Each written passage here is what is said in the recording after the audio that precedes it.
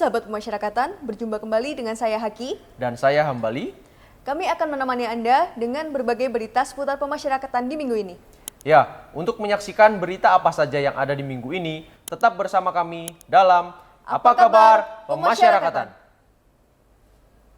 Direktorat Jenderal Pemasyarakatan berkomitmen meningkatkan akuntabilitas demi mewujudkan good governance. Hal ini ditegaskan dalam rapat kinerja teknis pemasyarakatan tahun 2024 dengan tema pemasyarakatan pasti berdampak.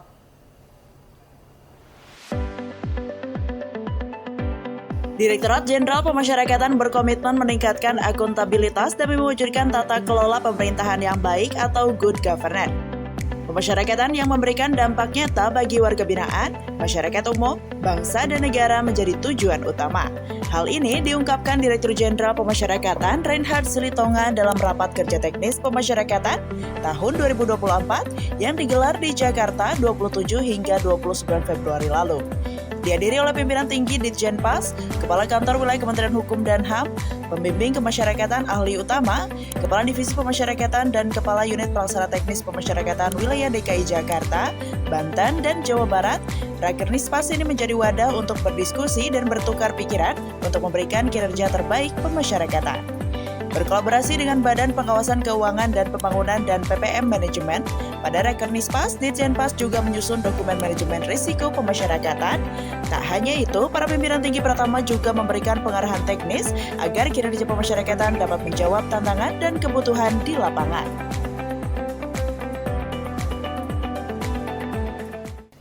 Ada yang menarik di Lapas Suliki, di mana warga binaan dilatih membuat jas hujan. Ya, pelatihan membuat jas hujan ini sangat cocok dijadikan sebagai mata pencarian, terutama di tengah tingginya permintaan pasar di musim penghujan.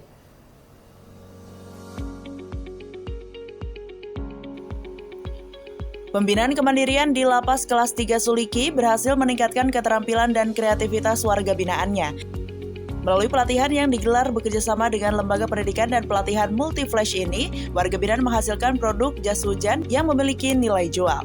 Setidaknya 40 orang warga binaan yang dilibatkan dalam pelatihan pembuatan jas hujan ini menerima ilmu dari instruktur LPP Multiflash. Mereka juga menerima sertifikat pelatihan sebagai bukti keterampilan yang dapat membuka peluang saat mencari pekerjaan. Kepala Lapas Suliki Kamesworo berterima kasih atas kerjasama ini. Ia berharap ilmu dan keterampilan yang diberikan ini dapat menjadi bekal mata pencaharian bagi warga binaan saat nanti telah kembali ke masyarakat.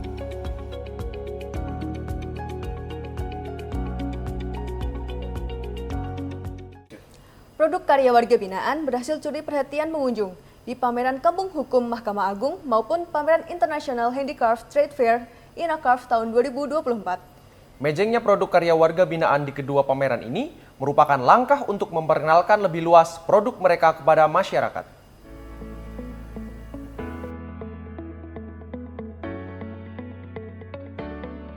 Produk karya warga binaan Indonesia turut memeriahkan pameran Kampung Hukum Mahkamah Agung dan pameran International Handicraft Trade Fair atau Inacarf 2024 beberapa waktu lalu.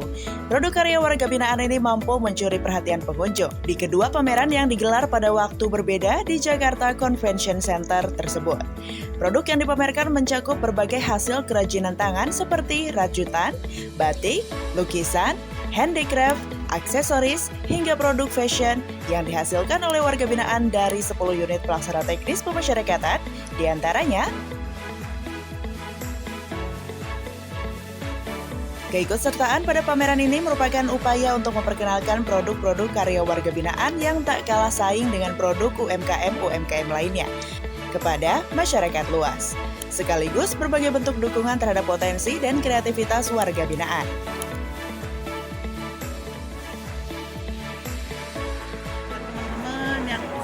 Dalam pembinaan, rajin-rajin untuk membuat kreasi-kreasi yang dapat berguna, dapat dimanfaatkan di luar lokasi pembinaan gitu.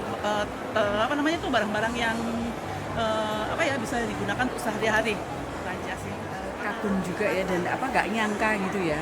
Maksudnya kan selama ini kalau title mengarah pidana itu kan ya bayangannya orangnya keras gitu ya. Tapi ternyata jiwa seninya takjub juga. Dan moga-moga mereka setelah keluar bisa bikin usaha supaya hidup lebih baik.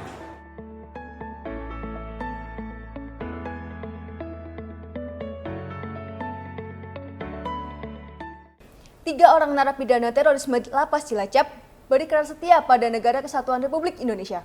Ikrar setia ini sebagai bukti kesungguhan mereka untuk kembali ke pangkuan Ibu Pertiwi sebagai warga negara yang baik dan patuh pada ideologi Pancasila.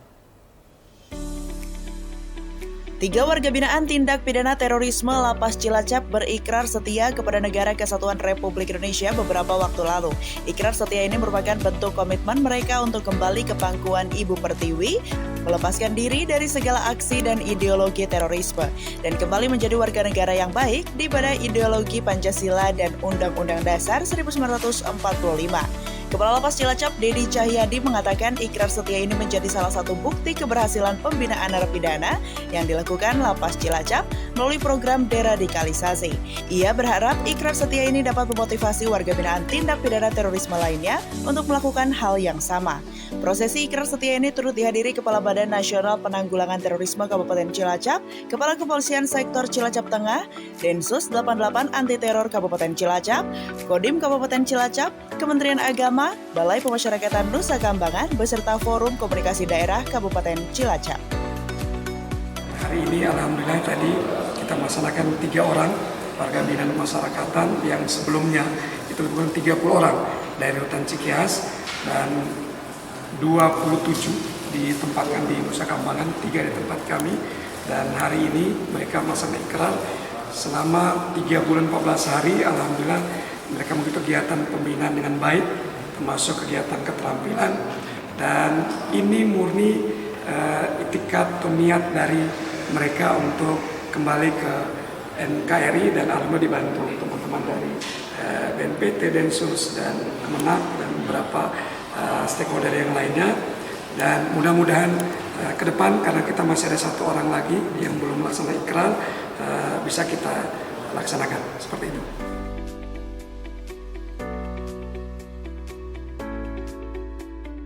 Petugas dan warga binaan Lapas Kayu Agung mengikuti sosialisasi penguatan ideologi Pancasila yang dilaksanakan Badan Pembinaan Ideologi Pancasila Republik Indonesia. Tujuannya agar petugas dan warga binaan senantiasa menjadikan ideologi Pancasila sebagai landasan dalam kehidupan berbangsa dan bernegara. Lapas Kayu Agung bekerjasama dengan Badan Pembinaan Ideologi Pancasila (BPIPRI) melaksanakan sosialisasi ideologi Pancasila kepada petugas dan warga binaannya. Hal ini dilakukan agar petugas dan warga binaan senantiasa menjadikan dengan ideologi Pancasila sebagai pedoman dan pegangan dalam hidup berbangsa dan bernegara. Kepala BPIPRI Yudian Wahyu didampingi Sekretaris Utama dan Deputi Hubungan Antar Lembaga Sosialisasi Komunikasi dan Jaringan BPIPRI hadir langsung memberikan penguatan. Penguatan ideologi Pancasila tidak hanya menjadi tanggung jawab pemerintah, tetapi juga seluruh elemen masyarakat termasuk petugas lapas dan warga binaan. Ideologi Pancasila harus dijaga keutuhan di tengah dinamika masyarakat yang semakin kompleks. Usai sosialisasi, para peserta juga meninjau sarana asimilasi dan edukasi Lapas Kayu Agung untuk melihat kebun melakukan latihan menembak di lapangan tembak Lapas Kayu Agung, serta melepas bibit ikan kolam di pembesaran ikan. Direktur Jenderal Pemasyarakatan Reinhard Silitonga mengukuhkan Ana Reinhard sebagai Ketua Umum Paguyuban Ibu-Ibu Pemasyarakatan PIPAS pada puncak peringatan ulang tahun ke-20 PIPAS. Dengan pembaharuan dalam tubuh PIPAS ini, diharap dapat meningkatkan kontribusi PIPAS dalam mendorong kemajuan pemasyarakatan. Direktur Jenderal Pemasyarakatan Reinhard Silitonga mengukuhkan Ana Reinhard sebagai Ketua Umum Paguyuban Ibu-Ibu Pemasyarakatan atau PIPAS. Pengukuhan dilaksanakan pada puncak peringatan Hari Ulang Tahun ke-20 PIPAS yang digelar di Kantor Direktorat Jenderal Pemasyarakatan di Jakarta, Kamis 29 Februari 2024. Melalui pengukuhan Ketua Umum yang baru ini, Dirjen PAS berharap PIPAS dapat semakin menunjukkan eksistensinya dalam mendorong kemajuan pemasyarakatan, khususnya di bidang pendidikan, ekonomi, sosial, dan budaya sesuai dengan semangat peringatan HUT PIPAS tahun ini, yaitu PIPAS berdikari, berperan aktif meningkatkan potensi keluarga yang tangguh, kreatif, dan produktif untuk pemasyarakatan maju. Pada kesempatan tersebut, Dirjen PAS juga menyerahkan penghargaan Lencana Agrayasa kepada Pini Sepuh, para penasihat PIPAS dari masa ke masa sebagai wujud penghormatan tertinggi atas perjuangan dan pengabdian dalam membangun dan memajukan PIPAS. Penghargaan Mahirai Suara bagi anggota PIPAS berprestasi dan penghargaan Askara Abinawa bagi warga binaan yang kreatif dan produktif. Para pimpinan dan anggota PIPAS dari berbagai wilayah Indonesia juga menampilkan tarian mengusung kearifan lokal masing-masing dan berlenggak-lenggok dalam peragaan busana, memamerkan aneka karya warga binaan dari wilayah masing-masing sebagai bentuk dukungan promosi. Direktorat Jenderal Pemasyarakatan menggelar konsultasi teknis pemasyarakatan bidang pengamanan dan intelijen tahun 2024 di Cilacap, Jawa Tengah. Kegiatan ini diikuti oleh 72 petugas pemasyarakatan yang berasal dari berbagai wilayah Indonesia. Guna meningkatkan keterampilan petugas pemasyarakatan di bidang pengamanan dan intelijen, Direktorat Jenderal Pemasyarakatan menggelar konsultasi teknis pemasyarakatan di Pulau Nusa Kambangan, Cilacap, Jawa Tengah pada 27 Februari hingga 1 Maret 2024. Kegiatan ini diikuti oleh 72 petugas pemasyarakatan yang terdiri dari 62 petugas laki-laki dan 10 petugas perempuan dari berbagai unit pelaksana teknis pemasyarakatan di Indonesia. Para peserta merupakan mereka yang bertugas di bidang keamanan dan ketertiban dan kesatuan pengamanan lembaga pemasyarakatan di UPT-nya masing-masing. Mereka menerima materi seputar teknik pencegahan gangguan keamanan dan operasi intelijen, serta teknik penindakan dan penanggulangan gangguan keamanan dan ketertiban. Selain menerima materi, para peserta juga mengikuti studi lapangan ke Lapas Besi, Lapas Permisan, Lapas Karanganyar untuk melihat langsung penerapan strategi pengamanan dan intelijen di sana. Sebelumnya, konsep pemasyarakatan ini diawali dengan penanaman sebagai simbol komitmen terhadap keberlanjutan lingkungan dan wujud kepedulian terhadap alam sekitar. Tak hanya itu, dilaksanakan pula kegiatan menembak untuk meningkatkan keterampilan dan keahlian peserta.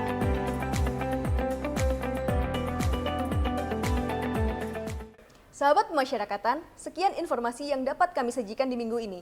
Terima kasih telah menyaksikan Apa Kabar Pemasyarakatan. Untuk tetap update informasi seputar pemasyarakatan, terus ikuti media sosial kami di bawah ini. Dan jangan lupa saksikan Apa Kabar Pemasyarakatan. Pemasyarakatan pasti.